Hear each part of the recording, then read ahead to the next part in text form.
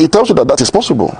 And by 2023, something phenomenal also happened in the political space, when Peter Obi, similarly, riding on the platform of Labour Party, a hitherto obscure, unknown political party, and he rose to national prominence. Peter Obi garnered over 6 million votes on record, and was able to win 12 states, 11 plus the FCT, 12 states, alongside the candidates of the ruling party, Bola Tinubu of the APC, and Atiku Abubakar of the main opposition party. They all won 12 states apiece. And Obi won Lagos State, where the president comes from. He won the FCT, where the president resides, President Muhammadu Buhari. He won the state of the national chairman of the APC, Nasarawa. He won the state of the running mate of the PDP candidate, Mr. Okowa of the Delta State. He caused such levels of disruption that I'm sure he's encouraged along that path, because I think he still remains largely popular. People still feel that part of the reason they voted for him are still very valid, given what we've seen in the last 2 years. And so for him to want to launch an online registration to really determine the strength of the number of the obedient movement, I think it's a good one, and it's something that can come in for him as a plus going into the 2027 election. And so as it stands today, Nigerians are not galvanizing around any political party. Maybe some individuals may be, inspiring followership, but around the political party structure, which is supposed to be the brain box of our democracy and the major driver of the democratic process, there seems to be little or no change, and that is because the political party system in Nigeria is the weakest link in our democratic value chain. I was speaking with an insider in the coalition, so what I'm telling you now is not guesswork, but for purpose of confidentiality, I would say allegedly. Now, when I tell you that the problem we have with our leaders is the lack of a national consciousness, they are driven more by power and greed and self-centeredness. They are more or less like regional champions. Now, when I heard about the coalition, I said, yes, that's the only thing that can unseat Tinubu. But I did a video. I said, what was in the title again? The broken bridge.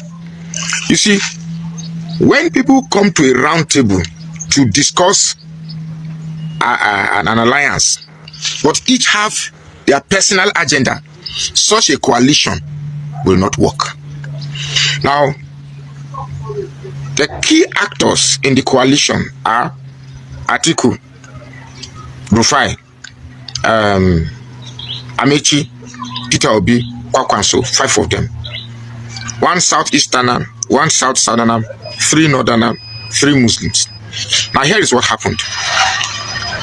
They agreed that a Southerner should complete his 4 years. Then power goes back to the North for them to complete 8 years.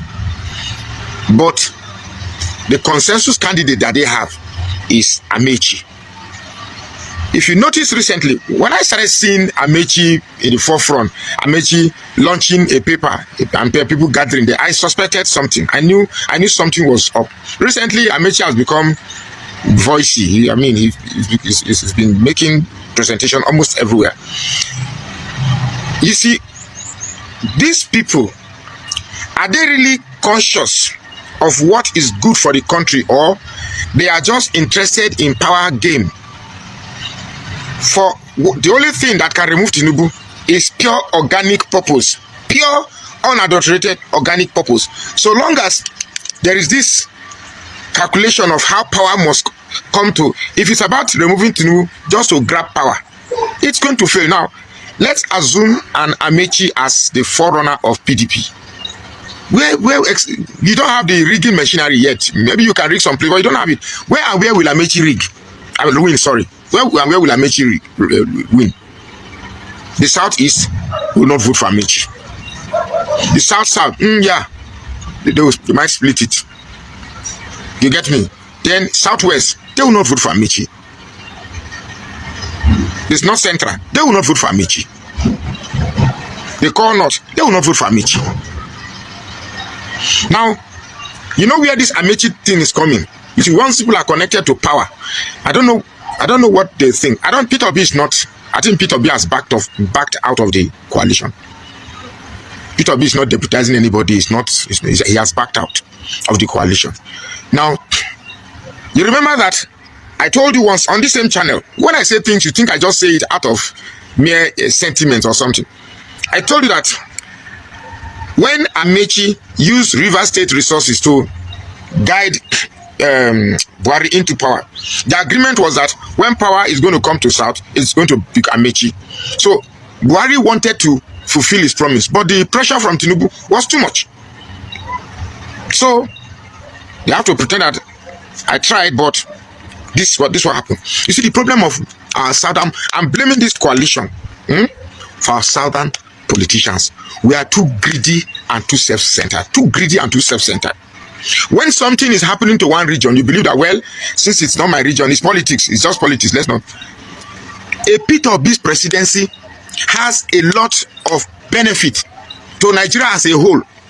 One of the benefits is that sense of inclusion will be established, at least to those praying for secession, that okay, we have been accepted. It's going to reduce it by a whopping percentage. But the reason why they were, if 4 years is going to go to the South, let it go to Peter Obi. A Peter Obi will not be compromised. A Peter Obi cannot be compromised. A Peter Obi cannot be compromised. A Peter Obi will definitely change certain status quo that has become the bedrock of corruption. He will change it. Now, these people don't want that thing to be changed. Don't want the status quo changed. It has to remain. But let's remove Tinubu. And the only person that the other candidate can control while in power is Amechi. So anytime you see northern politicians wanting to work with southerners, they prefer working with the ones that they perceive are weak. They don't like when Yaradua picked Vice, he picked Jonathan. Atiku picked who? Atiku picked Okowa, picked just name the list. So somebody like Wike, no northerner will pick Wike as Vice. What? No, lie. Peter Obi. Now there is a rumor outside that Peter Obi backed out of coalition. That is to say, coalition is not going to work. It's not working for Peter Obi. He backed out because he is not ready to compromise. That is it. He is not ready to compromise. See, let me tell you something. These Nigerians, we are just after grabbing power. Grabbing the power is not a problem. What do you do with the power? And now, Peter Obi is not ready to deputize Atiku. Atiku is not ready for Peter Obi. You are not expecting Peter Obi to deputize El-Rufai. Neither, definitely, South is not going to work. South, Amechi and Peter Obi, that one is not going to work. Neither for Peter Obi to deputize Amechi is not going to work. Now, the thing is, these people are not ready for change of, or changing the situation, changing the problem of this country. They are only after grabbing the power. What do you do with the power? It becomes a problem. That's the question, the bottom line. And if this is happening, going on, that is to say, Tinubu might likely come back, because if you are pushing Amechi forward, that El-Rufai should deputize Amechi, Rotimi Amechi, that is to say, there's a problem. Because for me to vote for Amechi, for example, is rather I stay back at home, not even going out to vote, because I'm not going to say rather to vote for Amechi, I better vote for Tinubu. That one is not option. It's not part of it at all. It's rather for me to stay at home rather than to vote for Tinubu or to vote for Amechi. A lot of people will also reason the same way I'm reasoning. Stay back at home, not voting for any one of them. Because Peter Obi still have a lot of followers. The people who voted for him as at then, 2023, they are still with him. The followers are still everywhere. So Amechi cannot suddenly develop this interest, cannot have this large percentage of followers. There is no matter the coalition, it's not going to work. This is not about the coalitions. It's about who is representing, who is the face of that coalition. Do you understand? So there's be a problem. That means it's still going to be because now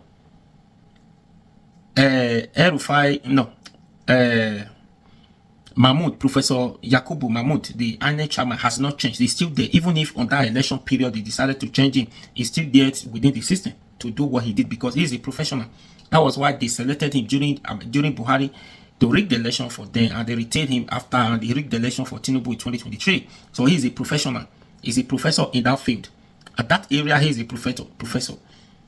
Now, the thing is, are we truly ready to change? Are we truly ready to move this country forward? Or we are just after selfish interests? We are just after grabbing power?